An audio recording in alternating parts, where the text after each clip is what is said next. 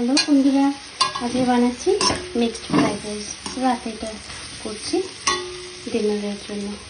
দেখো রাইসগুলো একটু বয়েল করে নিয়েছি, একটু নুন দিয়েছি, একটু তেল দিয়ে বেশ ঝরঝরে হয়ে গেছে, জল ঝরিয়ে রেখে দিয়েছি।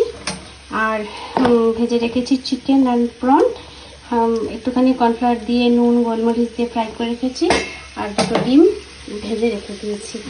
আর সব ভেজিটেবলসগুলো দিয়েছি, এর মধ্যে দিয়েছি গাজর, বিনস, ক্যাপসিকাম, একটু রসুন চপ করে দিয়েছি, কাঁচা লঙ্কা, পেঁয়াজ, আর দিয়েছি একটু পেঁয়াজ কলি ছিল সেটাও দিয়েছি, বাঁধাকপি, সমস্ত কিছু দিয়ে একটু ফ্রাই করে নিচ্ছি।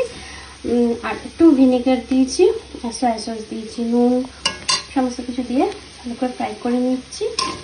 এবার ভাতটা মিক্স করে দেবো চালটা, আর তার সঙ্গে সব দিয়ে একটু গোলমরিচ দেবো, আবার একটু নুন দেবো টেস্টটা ব্যালেন্স করার জন্য। দু চারটে একটুখানি চিনি ছড়িয়ে দেবো, সস দিচ্ছি, ভিনেগার দিচ্ছি তো যাতে খুব বেশি টক টক না হয়ে যায়।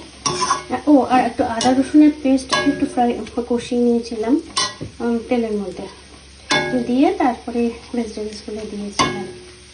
খুব বেশি কিছু সস আমি দিই না, ওই একটু সয়া সস দিয়ে একটু ভিনেগার দিই। করে নিই বাকিটা।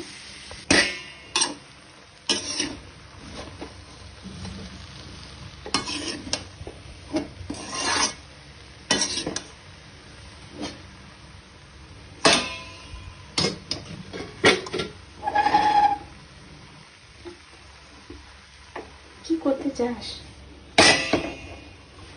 আবার চেঞ্জ করলে কেন গ্যাসের ওভেনটা? সুবিধা হবে।